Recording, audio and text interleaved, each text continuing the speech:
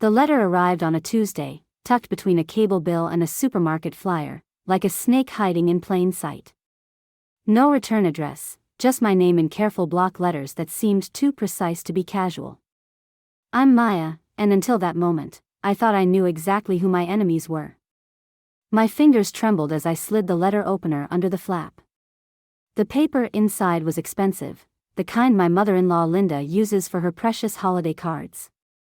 3 lines of text, each one a hammer blow to my carefully constructed world. Your mother-in-law isn't who you think she is. Ask about Richard Thompson's accident. Some secrets are worth dying for. Everything okay? Ryan's voice made me jump. I crumpled the letter into my pocket as he walked into the kitchen, his tie askew from a long day at the office. Just bills, I said, forcing a smile. How was work? Same old corporate circus. He kissed my cheek, and I caught a whiff of his cologne, the one Linda bought him for Christmas. Mom called. She wants us over for dinner tomorrow night. My stomach clenched. Tomorrow? I thought we were having a quiet night in. She's making her famous pot roast. Ryan's eyes lit up like a child's. Come on, Maya. You know how she gets when we cancel. Oh, I knew exactly how Linda got. The passive-aggressive texts. The subtle digs about family loyalty. The way she'd remind Ryan about all the sacrifices she'd made as a single mother after his father's accident. Richard's accident. The words from the letter burned in my pocket. I suppose we could go, I said, watching his reaction carefully. Hey, Ryan. Did your mom ever talk much about your dad's accident?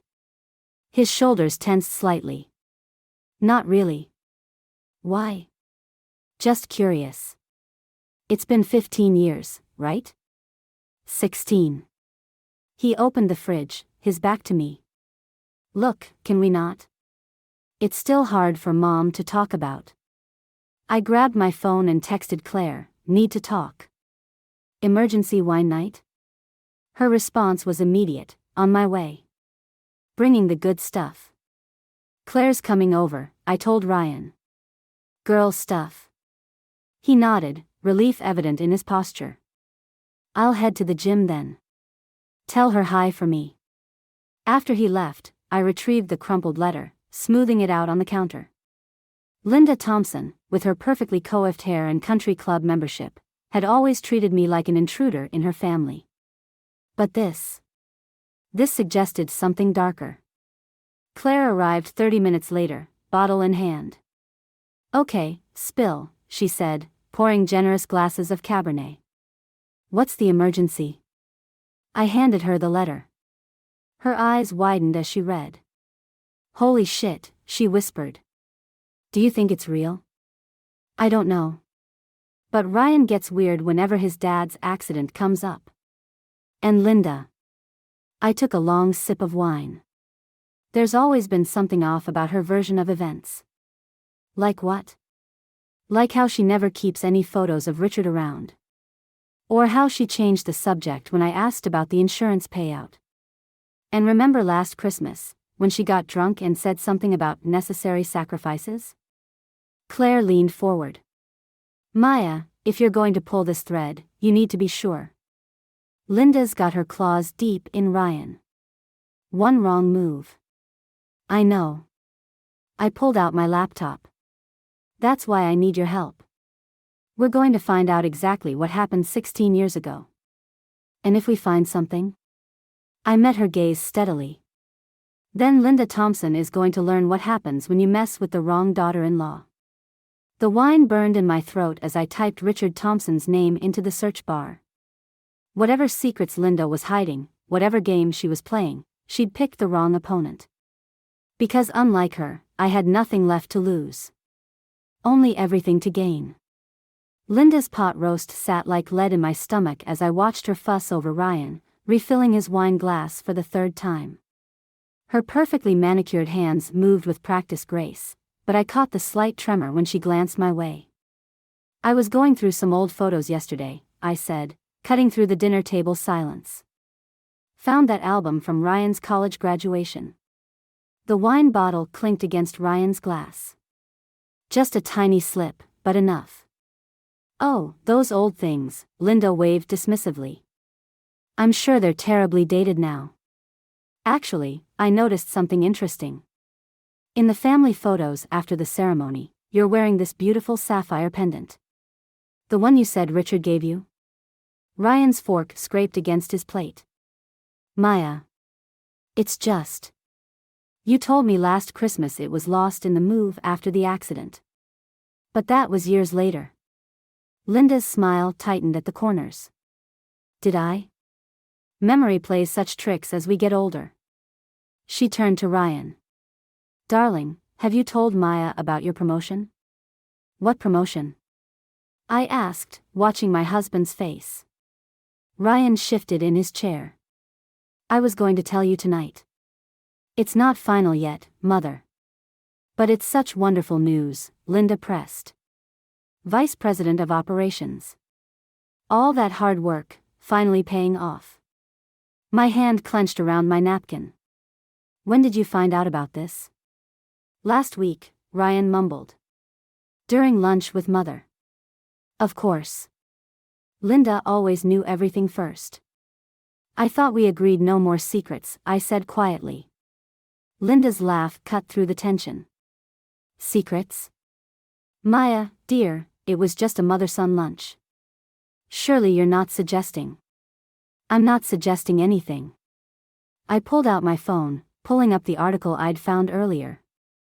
I was actually hoping you could help me understand something else. This piece from 16 years ago, about Richard's accident? The color drained from Linda's face. I don't see what that has to do with. It mentions a witness. Someone who saw the car before it went off the road. But in the follow-up articles, there's no mention of their testimony. That's enough. Ryan's voice was sharp. Maya, what are you doing? Asking questions that should have been asked years ago. I turned back to Linda. The insurance investigation was dropped pretty quickly. Right after you started dating the lead investigator. The silence that followed was deafening. Linda's hands were perfectly still now, her face a mask of composure. But her eyes were terrified. Ryan, she said softly, I think it's time for Maya to leave. Both of us are leaving, I stood up. And you're going to tell him the truth about Richard, or I will. Maya. Ryan slammed his hand on the table. What's gotten into you? Ask your mother about the letters in her attic. Ask her about the insurance payout. Ask her why she changed her story 3 times about where she was that night. Linda's mask cracked. You've been in my attic? No, I smiled coldly. But thanks for confirming they exist. Ryan looked between us, confusion warring with anger. Mother? She's clearly unstable, Linda reached for his hand. Darling, you know how she gets when she's feeling insecure. First the promotion, now these wild accusations. The promotion you made sure he got through your country club connections? I pushed. Just like every other lucky break he's had? That's not true, Ryan started, but uncertainty crept into his voice. Isn't it? When was the last time you made a decision without consulting her first? Linda stood abruptly, her chair scraping back. I think you should leave. Now. I'm not done. Oh, but you are.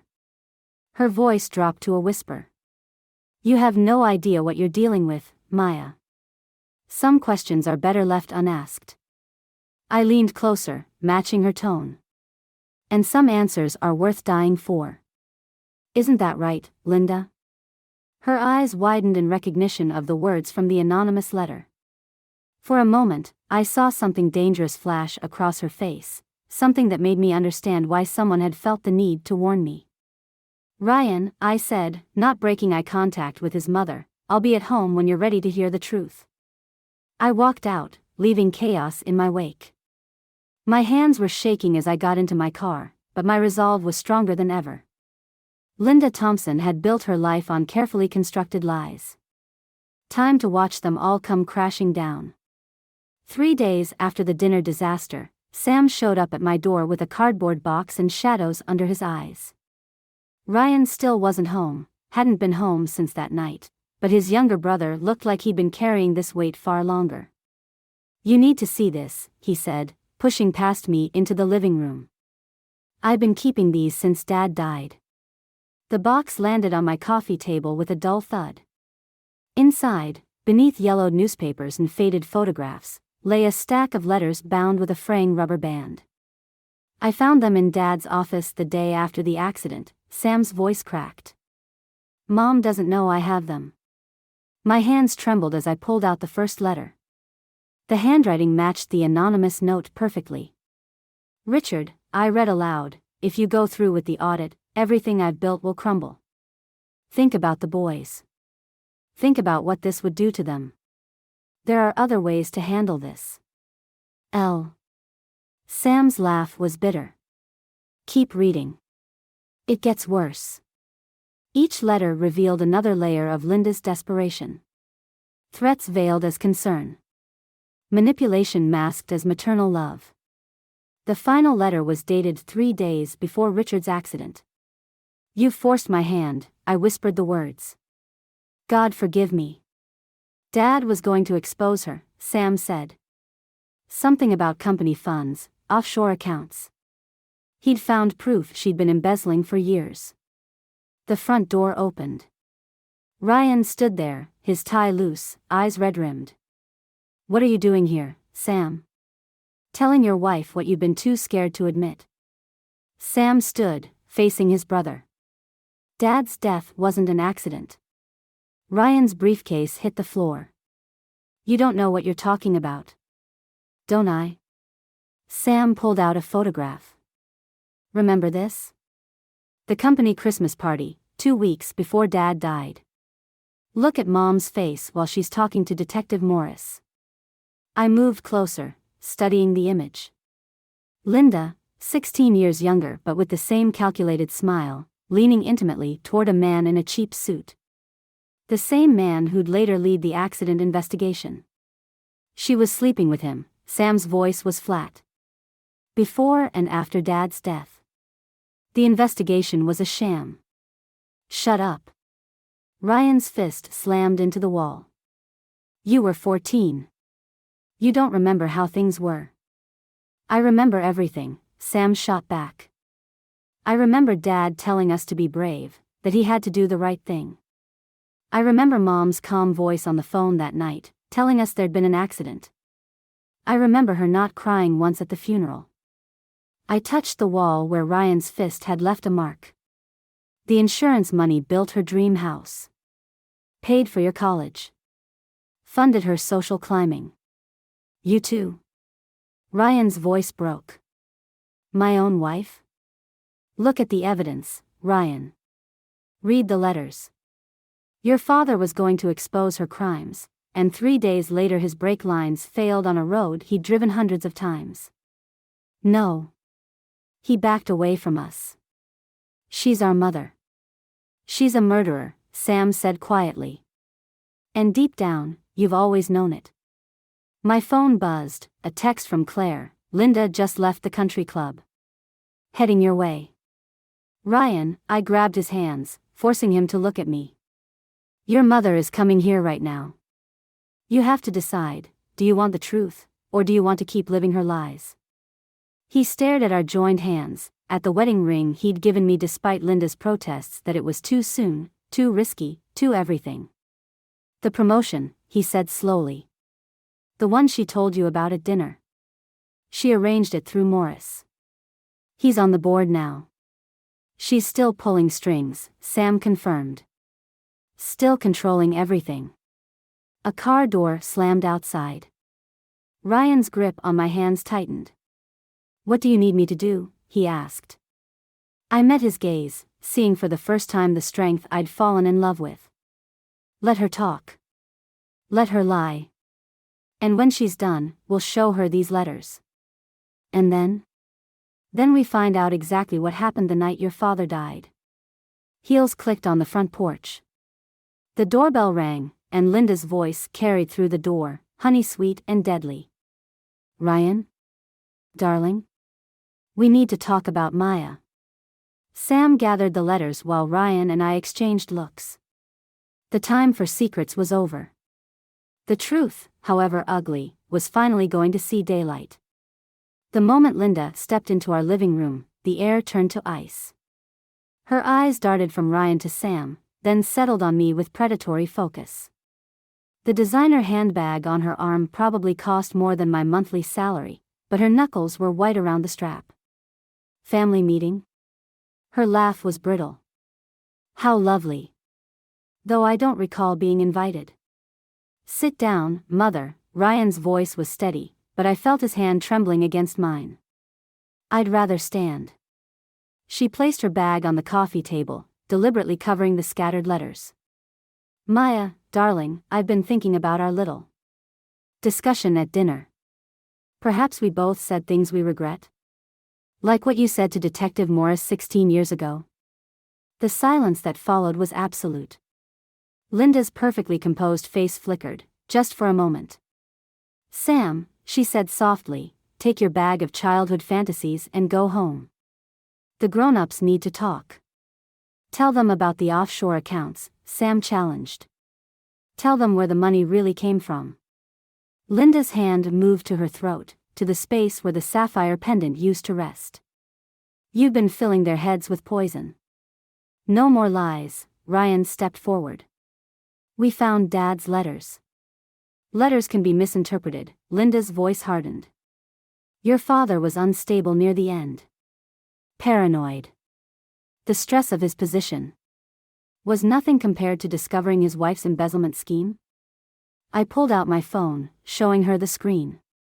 "I have copies of everything. Bank statements. Transfer records. Your meetings with Morris." The facade cracked. Linda's shoulders sagged, aging her 10 years in an instant. "You have no idea," she whispered, "what it takes to protect a family." "Protect?" Sam's laugh was harsh. "You killed him." "I loved him." Linda's scream shattered the tension. "Everything I did, every penny I took, was to keep this family safe. Richard was going to destroy us all with his precious morality." "By exposing your crimes?" Ryan asked. "By exposing everything." Linda sank onto the couch, suddenly looking small. "Ask your friend Claire, Maya. Ask her about the real reason her father's firm collapsed. Ask her why she's so interested in helping you dig up the past." My blood ran cold. "What are you talking about? Why do you think she's been so eager to help? Did you really think that anonymous letter came from a concerned stranger?" The room spun. Claire had been my rock through all of this, my confidant. My ally. Claire's father. I started. Was my partner, Linda finished. Until Richard threatened to expose us both. Claire blamed me when her family lost everything. She's been waiting years for revenge, using you as her perfect weapon. My phone buzzed, a text from Claire, "Don't trust anything she says." On my way over. "She's coming here," I said, watching Linda's reaction. A smile spread across her face, not the practice society smile, but something darker. "Perfect. Time to end this little game." "What game?" Ryan demanded. "Ask your wife about the insurance policy she took out on you 3 months ago." Linda reached into her bag, pulling out a document. "Ask her who suggested it. Ask her why the beneficiary is listed as Claire Johnson." The paper fell from my numb fingers. The policy I'd forgotten about, the one Claire had insisted was just practical planning. "Maya?" Ryan's voice was distant. "Tell me she's lying." I didn't. I never. But the words stuck in my throat as the pieces clicked into place. Claire's convenient appearance after the anonymous letter. Her careful guidance of my investigation. The way she'd pushed me toward confrontation. Linda stood, smoothing her skirt. "You see, dear? You're not the only one who can uncover secrets. A car door slammed outside. Through the window, I saw Claire rushing up the walk, her face set with determination. Now, Linda's voice was almost gentle. Shall we talk about who's really been manipulating whom? The doorbell rang, and I realized with sickening clarity that I had no idea who to trust anymore. The weapon of revenge I'd been crafting had turned in my hands, cutting everyone in its path. Including me. Claire burst through the door like a storm, but froze when she saw Linda's triumphant smile. The insurance document lay between us like a loaded gun. Maya, don't listen to. When were you going to tell me? I cut her off. About your father? About all of this? Claire's face hardened. Linda Thompson destroyed my family. Just like she destroyed yours, Ryan. The difference is, I'm doing something about it. By using my wife? Ryan's voice cracked. By exposing the truth. Claire turned to Linda. Tell them about the phone call you made to my father the night before he killed himself. Linda's composure slipped. I made many calls that week. You told him you'd frame him for everything. That you had Morris in your pocket. Claire's hands shook. You said you'd make sure his children paid for his mistakes. Sam moved closer to me. Dad's letters mentioned Claire's father. Said he was trying to stop the embezzlement. And now you're finishing what he started? Linda laughed. By manipulating Maya into taking out life insurance on my son? What? Claire's confusion looked genuine. I never. It's your signature, I whispered, pointing to the witness line on the document. You told me it was just practical planning. Maya, that's not my signature. Claire grabbed the paper, studying it. This whole thing is forged. Ryan snatched the document, comparing it to old texts from Claire on his phone. She's right. The signature's wrong. Linda's smile didn't waver, but her eyes darted to her handbag. You forged it, I realized. You're setting Claire up, just like you set up her father. I'm protecting my family, Linda snapped. Something you'd understand if you weren't so busy trying to destroy it. By framing Maya for insurance fraud? Sam asked. What was the plan? Get her arrested? Make Ryan think she was plotting to kill him? Everything I've done has been for this family. No, Ryan stepped toward his mother. Everything you've done has been for control. Dad saw it. Claire's father saw it. And now we all see it. Linda's hand plunged into her bag, emerging with a small recorder. Then you should hear this. A click, and Maya's voice filled the room. I don't care what it takes. Linda Thompson has to pay for what she did. Another click. Claire's voice, we'll make it look like an accident. Just like Richard. My blood ran cold. That's not. Amazing what you can do with voice manipulation software these days, Linda smiled. The police might take weeks to prove it's fake. Meanwhile, you'll both be in custody, investigated for conspiracy to commit murder. You're insane, Claire whispered. I'm thorough. Linda stood. Now, here's what's going to happen. Maya, you'll leave Ryan. Tonight. Claire, you'll withdraw your father's old accusations. Or these recordings go to the police, along with evidence of your little insurance fraud scheme. The room spun. Everything I'd uncovered, every truth I'd fought for, was being twisted into a weapon against me. Ryan, I turned to my husband, you know me. You know I would never. Stop. Ryan's voice was steel. Mother, give me the recorder. Darling. Now. Linda's fingers tightened around the device. Don't throw away everything I've built for you. Everything I've sacrificed. Like you sacrificed Dad? Sam asked quietly. I loved your father, Linda's voice broke. But he was going to ruin everything. Just like Maya is trying to do now. In that moment, I saw it all clearly. The pattern of destruction, the web of lies, the desperate need for control. And I knew what I had to do. I pulled out my phone, showing them all the screen.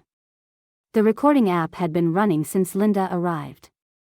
Everything you just said, my voice was steady, every threat, every admission, it's all here. The real question is, what are you willing to sacrifice to keep your secrets now? Linda's mask crumbled completely. For the first time, I saw real fear in her eyes. You don't understand what you're doing, she whispered. No, Linda, I stepped closer. I finally do. And it's your turn to make a choice. The recorder slipped from her fingers, clattering to the floor like the first domino in a long line of falling truths. The recording of Linda's confession sat on Detective Morris's desk like a loaded gun, but his expression hadn't changed since I'd played it. Behind me, Ryan and Sam stood silent, while Claire gripped my hand so tight it hurt. Mrs. Thompson, Morris addressed Linda, who sat perfectly poised in the corner chair. Would you like to respond to these allegations? Linda's laugh was soft, almost pitying. I'd like to respond to this obvious manipulation of my voice. Really, Maya, did you think technology would only work in your favor? Morris nodded to someone behind us. A tech specialist stepped forward, laptop in hand. The recording shows signs of editing, he said. Multiple splices, voice modulation. It's sophisticated work. The floor seemed to tilt beneath my feet. That's impossible. I recorded it myself, just hours ago. Like you recorded your conversations with Claire about murdering my son? Linda's voice cracked with manufactured emotion. I have the original file. I fumbled with my phone, but the recording app showed an error. File corrupted. Interesting timing, Morris mused, studying me with cold eyes. The same eyes that had investigated Richard Thompson's death 16 years ago. Ryan stepped forward. I was there.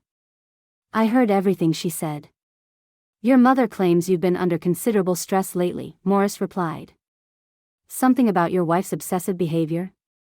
Paranoid accusations? That's not, Ryan started, but Linda cut him off.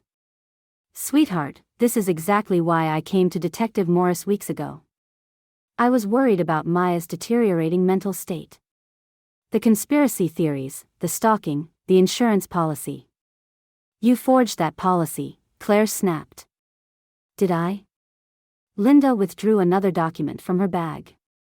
This is the application, in Maya's handwriting.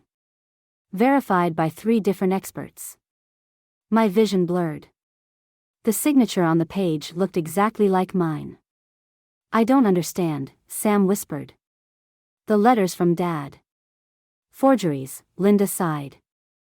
Maya's quite talented. She even managed to convince you they were real, didn't she? Playing on your childhood grief, your need to blame someone for your father's accident. Morris stood. Mrs. Thompson, Maya, based on the evidence your mother-in-law has provided, including documented patterns of harassment and conspiracy to commit fraud, I'm placing you under arrest. No. Ryan lunged forward, but Sam held him back.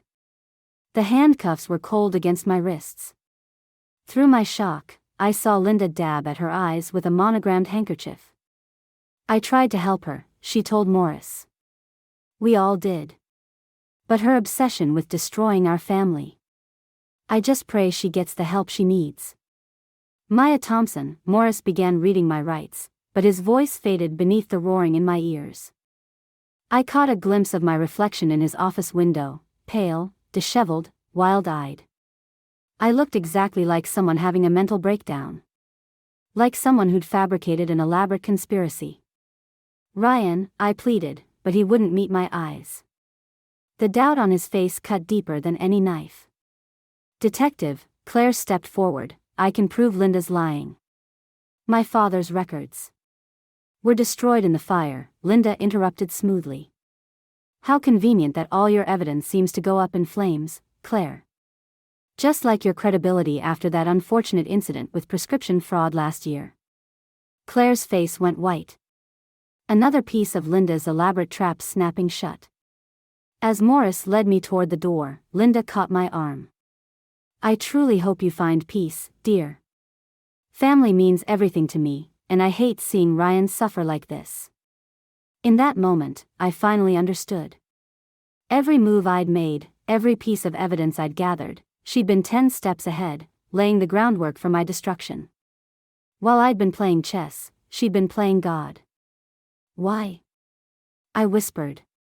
Her mask slipped for just a second, showing the steel beneath. Because you thought you could take my son from me. Because you thought you were smarter than me. Because you never learned the most important lesson: some mothers will burn the whole world down to keep their children close. The door closed behind us, leaving my family, my life, on the other side. Linda Thompson had won, just like she'd won 16 years ago.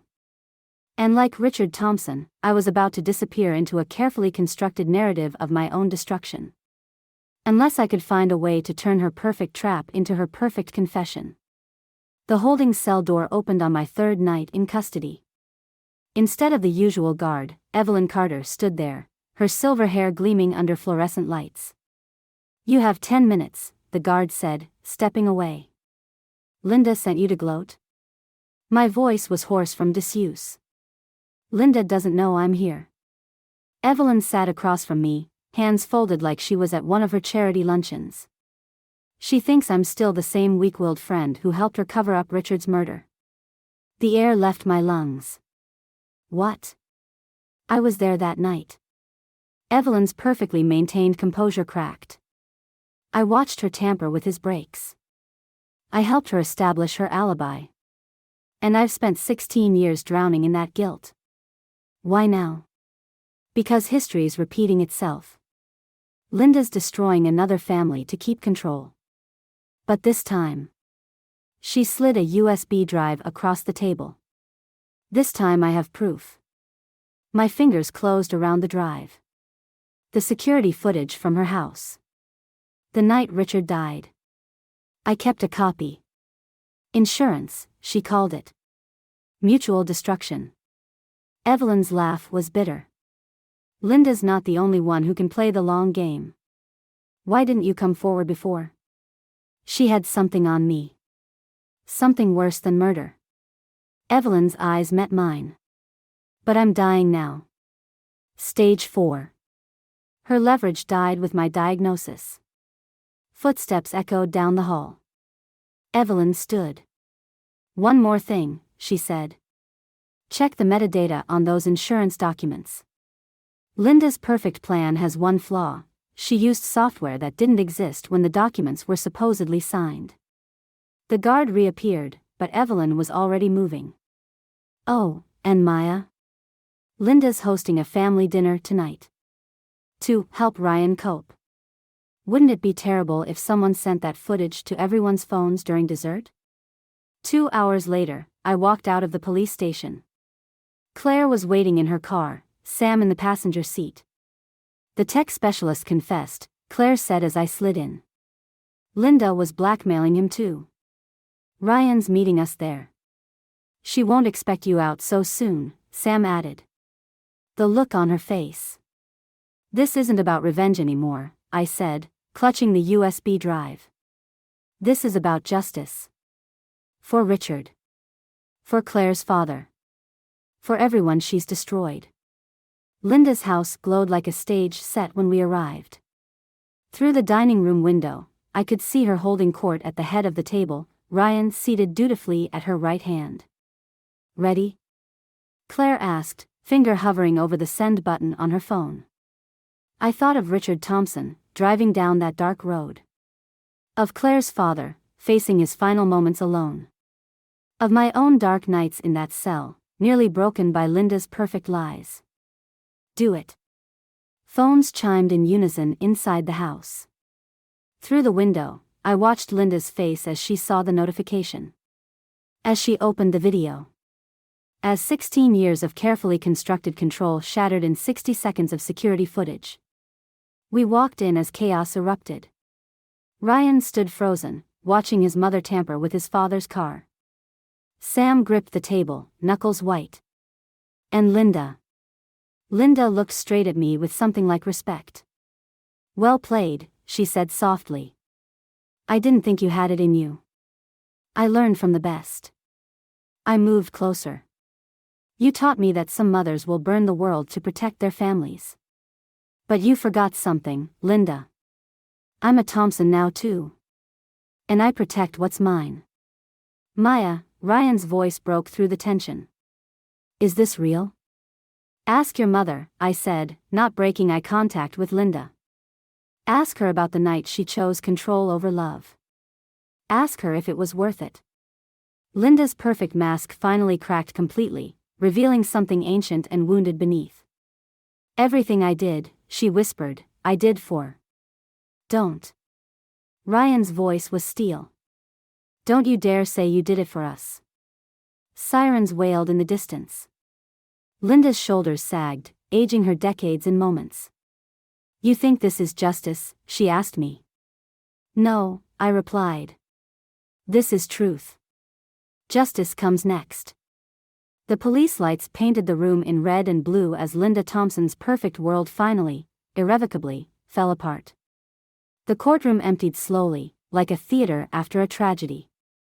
Linda's guilty plea still echoed in my ears, her composed facade finally cracking as she admitted to Richard's murder, to the years of manipulation. To everything. I stayed in my seat, watching Ryan gather his things. He hadn't looked at Linda once during the hearing. Ready? He asked, extending his hand. Almost. I squeezed his fingers. I need a minute. He nodded, understanding what I didn't say. Sam and Claire waited by the door, their quiet conversation a buffer against the silence. Linda's heels clicked against the marble floor as the bailiff led her past our row. She paused, just for a moment, her eyes meeting mine. I underestimated you, she said softly.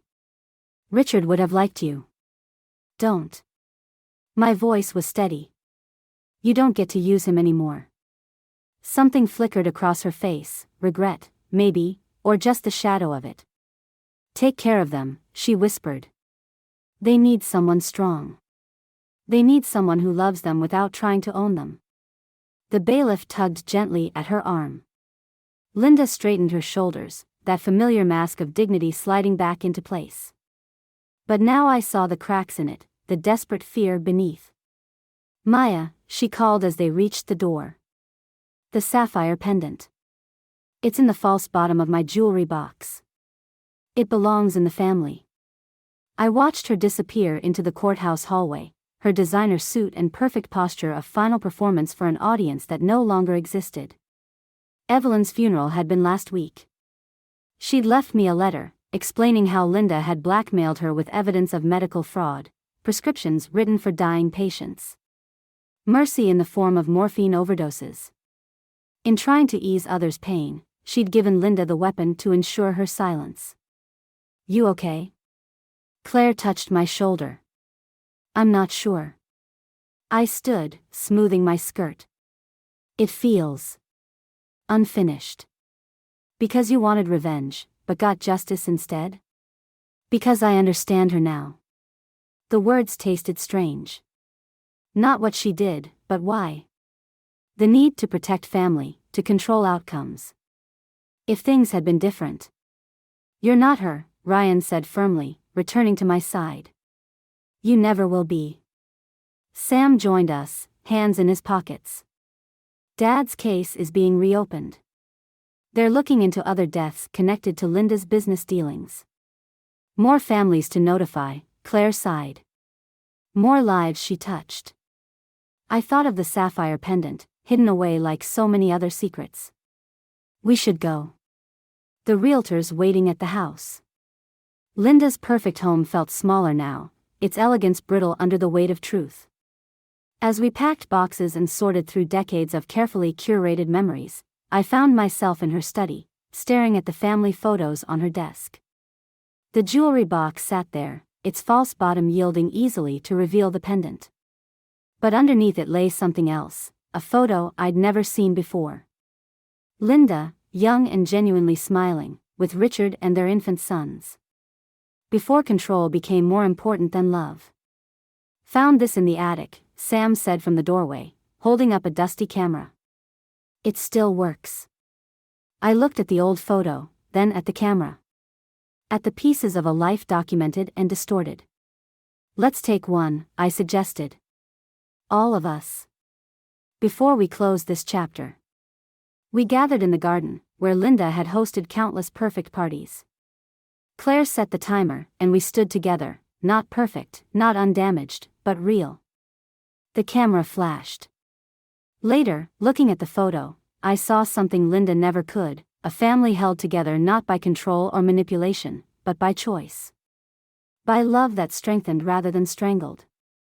I placed the sapphire pendant in its box, but kept the old photo of Linda's happier days. Not as a reminder of what was lost, but as a warning of what love becomes when twisted by fear. Some stories don't end with perfect justice or complete revenge. They end with understanding, with choices, with the quiet victory of breaking cycles. And sometimes, that's enough.